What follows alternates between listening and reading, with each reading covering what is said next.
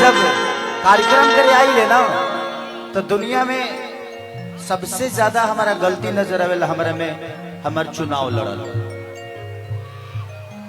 हमके सबसे ज्यादा गलती आवेला कि का ई सब और ये बता एक बार देख के तू साइड हो जा मैं साइड हो जाए बार बार वही पर डिस्टर्ब कर भैया न पीछा मत छोड़ा तू माल दे के अस्थिर हो जा। लेकिन ऐसे जी एगो कलाकार खाती सच पूछी तो राजनीति है ये नहीं। हम हर आदमी के हैं लेकिन जब आप चुनाव लड़ते हैं तो किसी एक वर्ग के हो जाते हैं और वो बड़ा बुरा लगेला यार केहू नफरत करेला ना जा तो हमने के प्यार बांटे वाला आदमी ऐसा और केहू नफरत से केहू दूसरा जाति के लोग देखेला तो कहला कि खेसरिया है हे जात के हद बड़ा बुरा लगेला। लेकिन ना भाई कलाकारी सही है जब तक जिए तब तक कलाकारी करे और हर वर्ग का प्यार लेते रहे। हाँ तो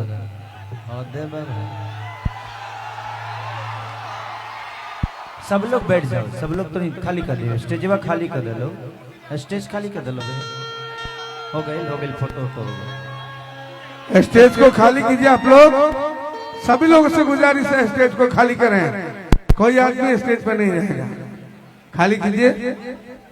और बाबू हमारे नन्हे मुन्ने कलाकार छोटे अनुज बैठ जाइए हाय हाउ आर यू सब होगा बैठ जाइए सबसे पहले तो हो गए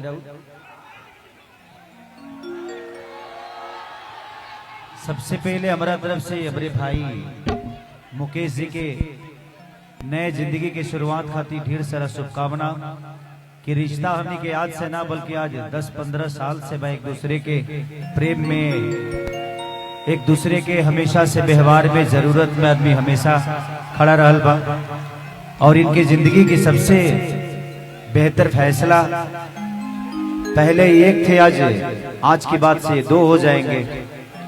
तो हमारी तरफ से इस पूरे परिवार को जिस परिवार का मैं भी एक हिस्सा हूं और मेरे पूरे भोजपुरी समाज की तरफ से भाई अपने मुकेश जी को इस नई जिंदगी के लिए ढेर सारी शुभकामना। बाकी रहुआ सबे इतना प्यार और आशीर्वाद हमेशा से हमके दिले वाली प्रयास करेला आदमी अपना कला से अपना काम से अपना मेहनत से रहुआ सबके हर वो खुशी के हम अपन खुशी बना के वो दुख के अपन दुख बना के उसे हमेशा रुआ सबके आशीर्वाद और प्यार लेते रहिए। बाकी जे भी अपन सभे अपने बाय में केहू गैर बा ना लेकिन हम चाहते हैं कि अपने लोगों अपने कमवा खराब करता तो थोड़ा सा पीछे हो जा लोग हट जाएंगे पब्लिक से ज्यादा तो कलाकार आए बड़े सबके अपन अपन मौका मिलेगी चाहिए हट जाएंगे बैठ जाके नहीं बंटी नहीं सभी लोग हट जाए देख ला अपन एंकर साहब के लेके कहीं बैठ जा। आप लोग इंस्ट्रूमेंट को थोड़ा सा देखने दीजिए। हाँ।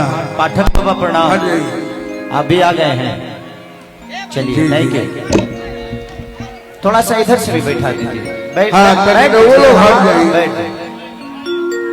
अरे कोनो कार्यक्रम करे आइल बनी हम आइल बनी न्योता में अपने भाई के यहाँ तब थोड़ा सा सबके एंजॉय करे के बाद सबका हक बा। बैठ जाइए सुमित बाबा बैठ जाइए ना। हाँ न तो केहू आई रुआ प्रतिष्ठित आदमी है इतने प्यारे आदमी है आप अब केहू बाउंसर आई उठा के उन्हें फेंक फाक दी तो एक सम्मान है ना आपका। चलिए आज पावन धरती पर गोपालगंज में एगो दिन रहे जो कहियो हम मोहम्मदपुर मोड़ होके चाहे गोपालगंज होके झंडा के मेला में अपना केसर के प्रचार करे कर दिया होता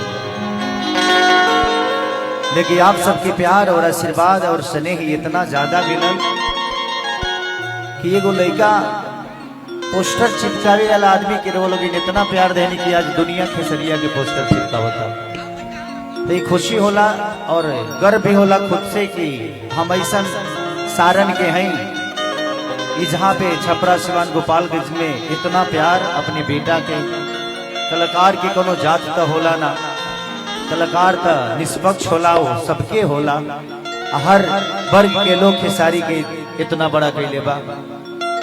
हम हो सकेला कि यादव कुल में पैदा जरूर भईनी बट हमें लगला कि हमार पूरा परिवार हमारा अपन हो और हम सबके हैं। आइए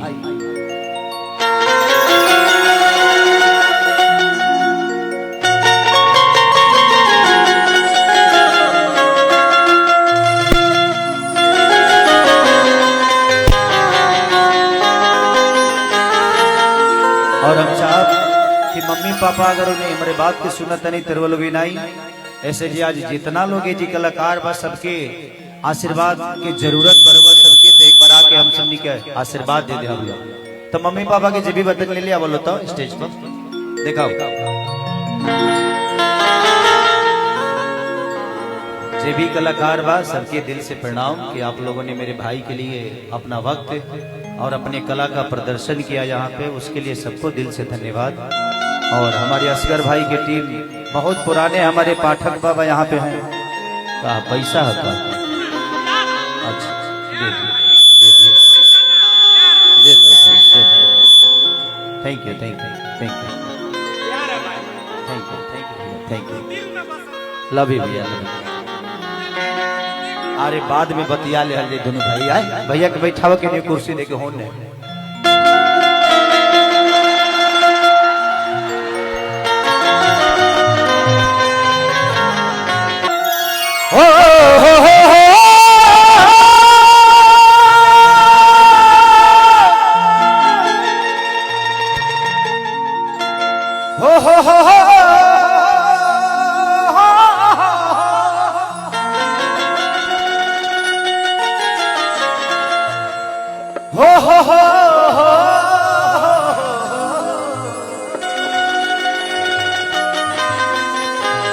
ला ला ला ला ला ला ला ला।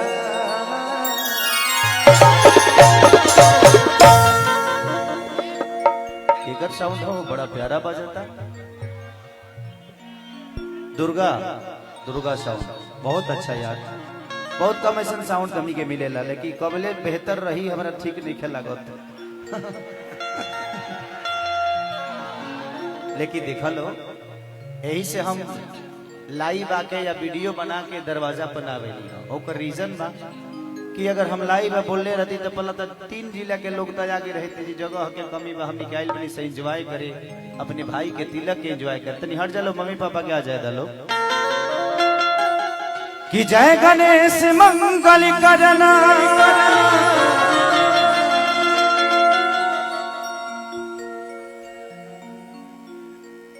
विघ्न हरो गलिरा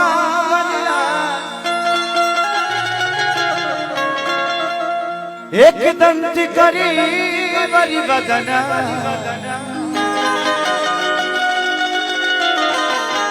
सीधे करो ममका।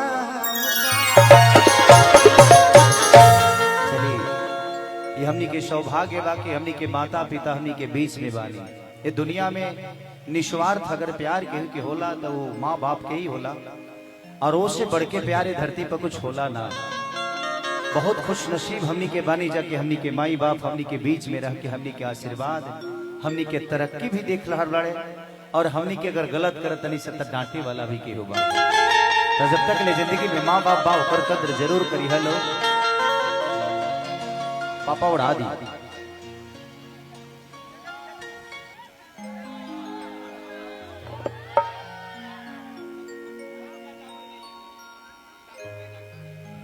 का हो?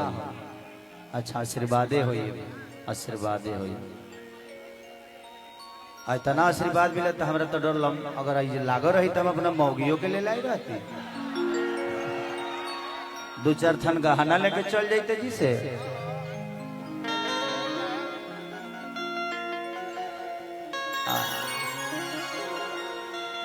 चलिए हो गई की और की आ जाए।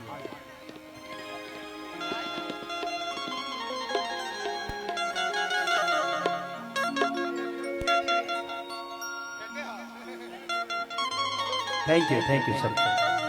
अच्छा आज सभी परिवार के बाद और थैंक यू। और पापा जी को भी ढेर सारी शुभकामना कि आज से बेटा आपका पूरा नहीं आधा हो गया। तो इनको आशीर्वाद से हमेशा नवाजिएगा ताकि अपने जीवन में विवाहित जिंदगी को बेहतर तरीके से लेकर चले।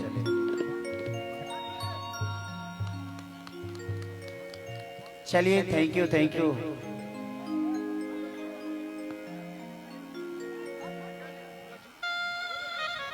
हो गए क्या हो गया?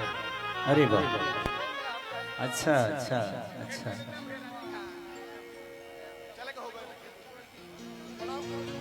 अरे नहीं नहीं, पैर छूने की जरूरत नहीं है, आप खुश नहीं, खुश नहीं। चलो तू लो, हेने हेने से कहे सट लो, हेने हेने स्वागत होता तो हेने से कहे कह लो। Thank you, thank you, thank you. बाकी लोग के पीछे करो।